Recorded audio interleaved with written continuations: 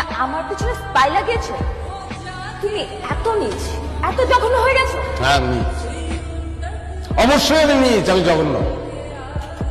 কারণ আমার বউ না চাইলে আমি বুঝে যাই যে তার অলংকার লাগবে, চোখ তুলে চাইলেই বুঝি তার আলাদা একটা গাড়ি লাগবে, কিন্তু আমি বুঝতে পারি না যে তার একটা বয়ফ্রেন্ড লাগবে যার সঙ্গে সে লীলা খেলা করবে।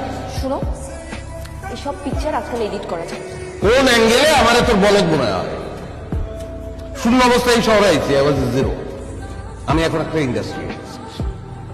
তুমি এসব পিকচার এডিট করে নিয়ে আসছো আমাকে নিচ দেখানোর জন্য। তোর যে মারমু সেই পরিশ্রমটা আমার করতে ইচ্ছা করতেছে।